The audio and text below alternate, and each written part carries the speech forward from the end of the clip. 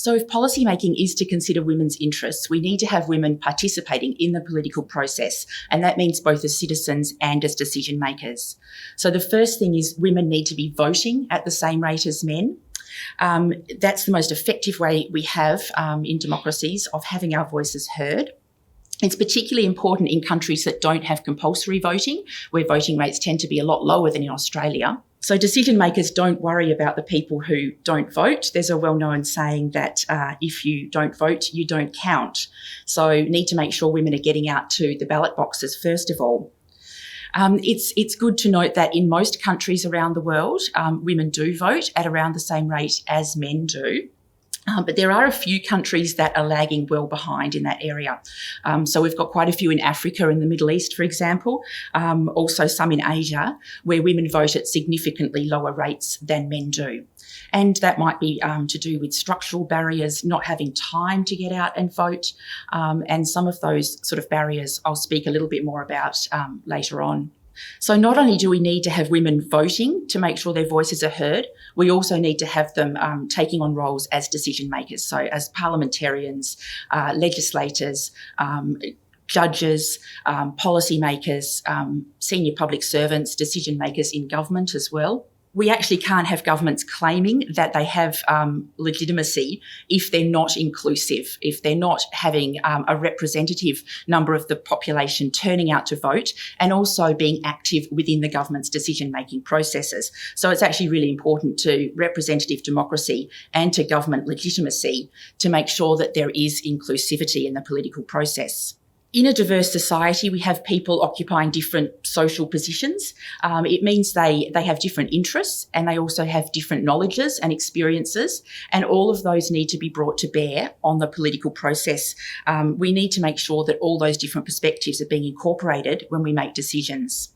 And it needs to be something approaching proportional to the way those groups are represented in society. So if you have, 50% women in the population, we're aiming for 50% female representation in governments, in business, at senior levels for policy and decision making.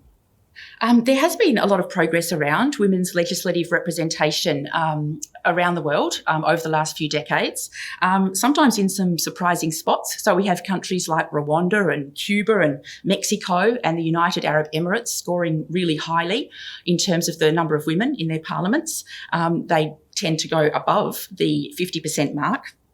It's probably an indication that you do need to do more than just get women into parliaments to solve the problems that women and girls face.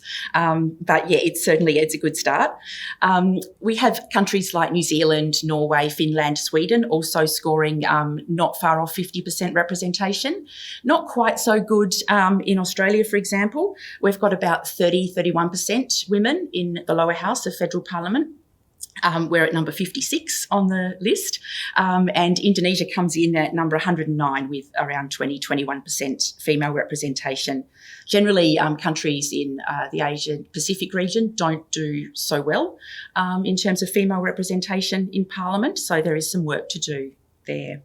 So it isn't just a matter of making sure that everyone's interests are represented in decision making. It's also that we make better decisions when that's the case. People are not generally in it just to serve their own self-interest, at least we hope not. Most people, when they go out and vote, are thinking about things other than just what's good for them. And we like to hope that sometimes politicians are doing the same thing and policymakers. So everyone's got different ideas and perspectives and knowledges and experiences that all need to be captured in the political process. Not everyone's going to agree on what we come up with at the other end of decision-making processes, but everyone should have had a relatively equal opportunity to have some say in where we get to with that process. So the reason that people have sort of special knowledges and experiences is because the way we interact with the world is different depending on how we identify. Women do have distinctive experiences in many respects. For example, they have a different physical experience of parenting. They tend to experience things like harassment and violence in public and private places differently. They also have different expectations around some of the roles that they'll play in society, for example, their caring responsibilities. So it's important that we capture those sort of different experiences and perspectives in the political process. And in fact, the ethic of care is something that women tend to hold closer and practice more on the whole, and that is something that we could do with a lot more of in politics.